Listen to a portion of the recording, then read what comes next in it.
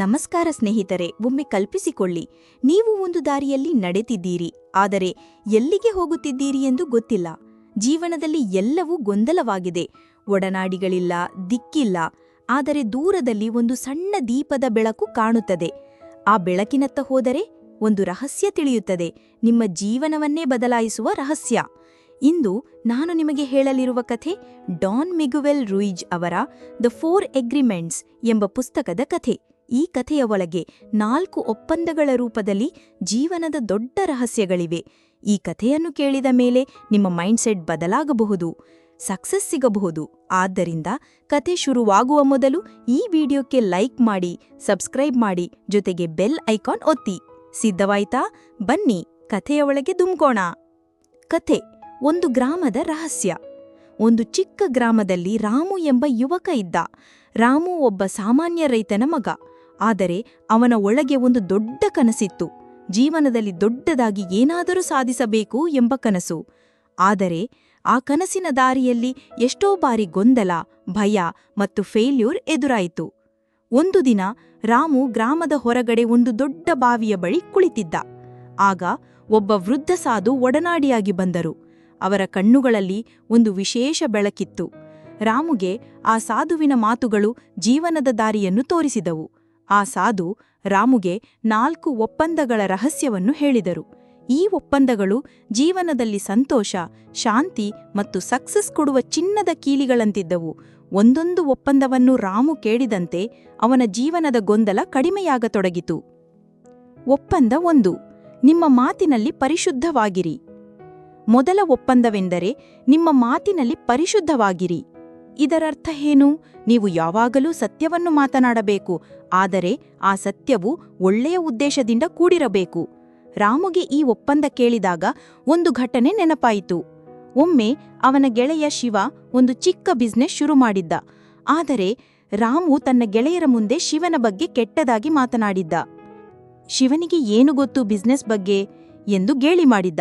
ಆದರೆ ಆ ಮಾತು ಶಿವನಿಗೆ ತಿಳಿದಾಗ ಅವನಿಗೆ ತುಂಬಾ ನೋವಾಯಿತು. ರಾಮುಗೆ ತನ್ನ ತಪ್ಪಿನ ಅರಿವಾಯಿತು. ಸಾಧು ಹೇಳಿದರು, ನಿಮ್ಮ ಮಾತು ಒಂದು ಶಕ್ತಿಯಂತೆ ಕೆಲಸ ಮಾಡುತ್ತದೆ. ಒಳ್ಳೆಯ ಮಾತು ಜನರನ್ನು ಒಡೆಯುವುದಿರಿ, ಕೆಟ್ಟ ಮಾತು ಒಡೆಯುತ್ತದೆ. ಈ ಒಪ್ಪಂದದಿಂದ ರಾಮು ತನ್ನ ಮಾತಿನ ಶಕ್ತಿಯನ್ನು ಅರಿತ. ಸರಳ ಉದಾಹರಣೆ, ನಿಮ್ಮ ಗೆಳೆಯ ಒಂದು ಹೊಸ ಉಡುಗೆ ತೊಟ್ಟಿದ್ದಾನೆ, ಆದರೆ ಅದು ನಿಮಗೆ ಇಷ್ಟವಾಗಿಲ್ಲ. ಏನಿದು ಕೆಟ್ಟ ಉಡುಗೆ ಎನ್ನುವ ಬದಲು, ನೀನು ಈ ಬಣ್ಣದ ಉಡುಗೆ ತೊಟ್ಟರೆ ಇನ್ನೂ ಚೆನ್ನಾಗಿ ಕಾಣುತ್ತೀಯಾ ಎಂದು ಒಳ್ಳೆಯ ರೀತಿಯಲ್ಲಿ ಹೇಳಿ. ಇದು ಎರಡೂ ಜನರಿಗೆ ಸಂತೋಷ ಕೊಡುತ್ತದೆ. ನೀವು ಏನು ಮಾಡಬಹುದು? ಒಂದು ದಿನದಲ್ಲಿ ನೀವು ಯಾರ ಬಗ್ಗೆಯಾದರೂ ಕೆಟ್ಟದಾಗಿ ಮಾತನಾಡುವ ಮೊದಲು ಒಮ್ಮೆ ಯೋಚಿಸಿ. ಒಳ್ಳೆಯ ಉದ್ದೇಶದಿಂದ ಸತ್ಯವನ್ನು ಮಾತನಾಡಿ. ಯಾರಾದರೂ ನಿಮ್ಮನ್ನು ಚೆನ್ನಾಗಿ ಕಾಣುವಂತೆ ಒಂದು ಕಾಂಪ್ಲಿಮೆಂಟ್ ಕೊಡಿ. ಒಪ್ಪಂದ 2, ಏನೇ ಆಗಲಿ ವೈಯಕ್ತಿಕವಾಗಿ ತೆಗೆದುಕೊಳ್ಳಬೇಡಿ. ಎರಡನೇ ಒಪ್ಪಂದವೆಂದರೆ ಯಾರಾದರೂ ಏನೇ ಹೇಳಿದರೂ ಅದನ್ನು ವೈಯಕ್ತಿಕವಾಗಿ ತೆಗೆದುಕೊಳ್ಳಬೇಡಿ. ರಾಮುಗೆ ಈ ಒಪ್ಪಂದ ಕೇಳಿದಾಗ ಒಂದು ಘಟನೆ ನೆನಪಾಯಿತು. ಒಮ್ಮೆ ಅವನ ಶಿಕ್ಷಕರು ತರಗತಿಯಲ್ಲಿ, ರಾಮು, ನೀನು ಯಾವಾಗಲೂ ತಡವಾಗಿ ಬರುವೆ, ನಿನಗೆ ಜವಾಬ್ದಾರಿ ಇಲ್ಲ ಎಂದು ಗಡರಿದರು. ಆ ಮಾತು ರಾಮುಗೆ ತುಂಬಾ ನೋವು ಕೊಟ್ಟಿತು. ಆದರೆ ಸಾಧು ಹೇಳಿದರು, ಜನರು ಏನು ಹೇಳುತ್ತಾರೆ ಎಂದರೆ ಅದು ಅವರ ಮೈಂಡ್ಸೆಟ್ ತೋರಿಸುತ್ತದೆ, ನಿನ್ನ ಬಗ್ಗೆ ಅಲ್ಲ. ಶಿಕ್ಷಕರಿಗೆ ಆ ದಿನ ಬೇರೆ ಒತ್ತಡ ಇರಬಹುದು, ಆದ್ದರಿಂದ ಗಡರಿದ್ದಾರೆ.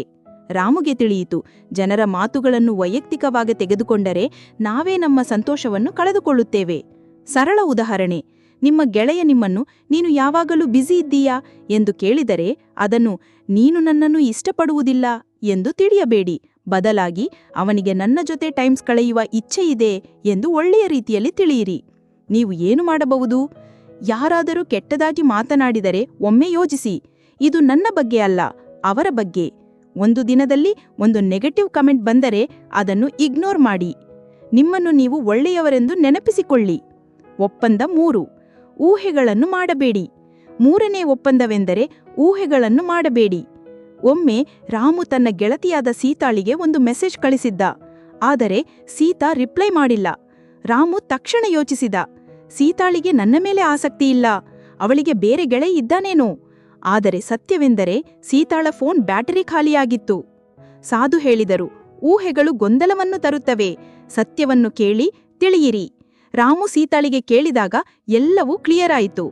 ಸರಳ ಉದಾಹರಣೆ, ನಿಮ್ಮ ಬಾಸ್ ನಿಮಗೆ ಒಂದು ಪ್ರಾಜೆಕ್ಟ್ ಕೊಟ್ಟು ಇದನ್ನು ಚೆನ್ನಾಗಿ ಮಾಡಿ ಎಂದರೆ ನಾನು ಚೆನ್ನಾಗಿ ಮಾಡದಿದ್ದರೆ ಜಾಬ್ ಕಳೆದುಕೊಳ್ಳುತ್ತೇನೆ ಎಂದು ಊಹಿಸಬೇಡಿ.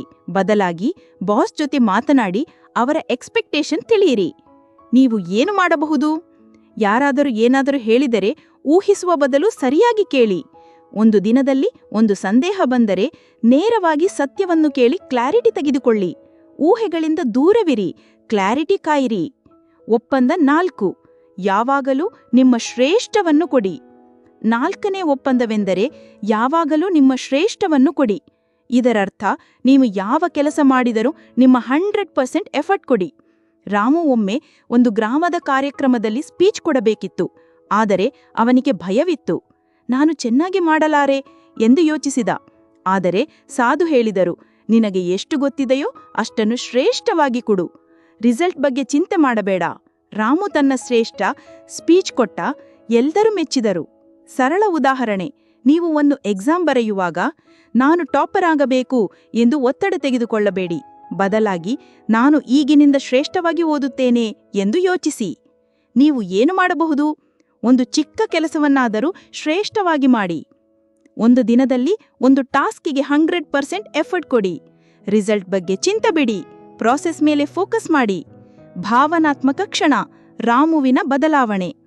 ರಾಮು ಈ 4 ಒಪ್ಪಂದಗಳನ್ನು ತನ್ನ ಜೀವನದಲ್ಲಿ ಅಳವಡಿಸಿಕೊಂಡ. ಒಂದು ದಿನ ಗ್ರಾಮದಲ್ಲಿ ಒಂದು ದೊಡ್ಡ ಸಮಸ್ಯೆ ಬಂತು. ಗ್ರಾಮದ ಜನರು ಒಬ್ಬರನ್ನೊಬ್ಬರು ತಪ್ಪಾಗಿ ತಿಳಿದುಕೊಂಡಿದ್ದರು. ರಾಮು ತನ್ನ ಮಾತಿನಲ್ಲಿ ಪರಿಶುದ್ಧವಾಗಿದ್ದ, ಯಾರನ್ನು ತಪ್ಪಾಗಿ ತಿಳಿದುಕೊಂಡಿಲ್ಲ, ಊಹೆಗಳನ್ನು ಮಾಡಲಿಲ್ಲ ಮತ್ತು ತನ್ನ ಶ್ರೇಷ್ಠವನ್ನು ಕೊಟ್ಟ. ಅವನ ಶಾಂತಿಯುತ ಮಾತುಗಳಿಂದ ಗ್ರಾಮದ ಜನರು ಒಗ್ಗೂಡಿದರು. ಆ ದಿನ ರಾಮು ತನ್ನ ಒಳಗಿನ ಶಕ್ತಿಯನ್ನು ಕಂಡುಕೊಂಡ. ಆ ಕ್ಷಣ ಎಲ್ಲರ ಕಣ್ಣಲ್ಲಿ ನೀರು ತಂತು. ರಾಮು ತನ್ನ ಕನಸಿನತ್ತ ಒಂದು ದೊಡ್ಡ ಹೆಜ್ಜೆ ಇಟ್ಟಿದ್ದ. ಈ ಕಥೆಯಿಂದ ನಾವೆಲ್ಲರೂ ಒಂದು ಪಾಠ ಕಲಿಯಬಹುದು. ನಮ್ಮ ಜೀವನವನ್ನು ಬದಲಾಯಿಸಲು ಈ 4 ಒಪ್ಪಂದಗಳು ಸಾಕು. ಕ್ರಿಯಾ ಸಲಹೆಗಳು. ಮಾತಿನಲ್ಲಿ ಪರಿಶುದ್ಧತೆ. ಒಂದು ದಿನದಲ್ಲಿ ಒಂದು ಒಳ್ಳೆಯ ಕಾಂಪ್ಲಿಮೆಂಟ್ ಕೊಡಿ. ವೈಯಕ್ತಿಕವಾಗಿ ತೆಗೆದುಕೊಳ್ಳಬೇಡಿ. ನೆಗೆಟಿವ್ ಕಮೆಂಟ್ ಬಂದರೆ ಇದು ನನ್ನ ಬಗ್ಗೆಯಲ್ಲ ಎಂದು ಯೋಚಿಸಿ. ಊಹೆಗಳನ್ನು ಬಿಡಿ. ಒಂದು ಸಂದೇಹ ಬಂದರೆ ನೇರವಾಗಿ ಕೇಳಿ ಕ್ಲಾರಿಟಿ ತೆಗೆದುಕೊಳ್ಳಿ. ಶ್ರೇಷ್ಠವನ್ನು ಕೊಡಿ. ಒಂದು ಚಿಕ್ಕ ಕೆಲಸಕ್ಕೆ 100% ಎಫರ್ಟ್ ಕೊಡಿ. ಸ್ನೇಹಿತರೆ, ಈ ಕಥೆ ನಿಮಗೆ ಇಷ್ಟವಾಯಿತಾ? ದ 4 ಅಗ್ರಿಮೆಂಟ್ಸ್ ಎಂಬ ಈ 4 ಒಪ್ಪಂದಗಳು ನಿಮ್ಮ ಜೀವನವನ್ನು ಬದಲಾಯಿಸಬಹುದು. ಈ ಕಥೆಯಿಂದ ನೀವು ಏನು ಕಲಿತಿರಿ? ಕಮೆಂಟ್ನಲ್ಲಿ ತಿಳಿಸಿ. ಈ ವಿಡಿಯೋಕ್ಕೆ ಲೈಕ್ ಮಾಡಿ, ಶೇರ್ ಮಾಡಿ ಮತ್ತು ನಮ್ಮ ಚಾನೆಲ್ಗೆ ಸಬ್ಸ್ಕ್ರೈಬ್ ಮಾಡಿ. ಯಾವುದೇ ಹೊಸ ವಿಡಿಯೋಗಳನ್ನು ಕಳೆದುಕೊಳ್ಳದಿರಲು ಅಧಿಸೂಚನೆಗಳಿಗಾಗಿ ಬೆಲ್ ಐಕಾನ್ ಒತ್ತಲು ಮರೆಯಬೇಡಿ. ಏಕೆಂದ್ರೆ ನಮ್ಮ ಮುಂದಿನ ಕಥೆಯು ಇದೇ ರೀತಿ ಜೀವನ ಬದಲಾಯಿಸುವ ರಹಸ್ಯವನ್ನು ತರುತ್ತದೆ. ನಿಮ್ಮ ಬೆಂಬಲ ನಮಗೆ ಅತ್ಯಮೂಲ್ಯ. ನಿಮ್ಮ ಜೀವನದಲ್ಲಿ ಯಾವ ಒಪ್ಪಂದವನ್ನು ಈಗಿನಿಂದ ಅಳವಡಿಸಿಕೊಳ್ಳಲು ಇಚ್ಛಿಸುತ್ತೀರಿ? ಕಾಮೆಂಟ್ನಲ್ಲಿ ತಿಳಿಸಿ. ಧನ್ಯವಾದಗಳು.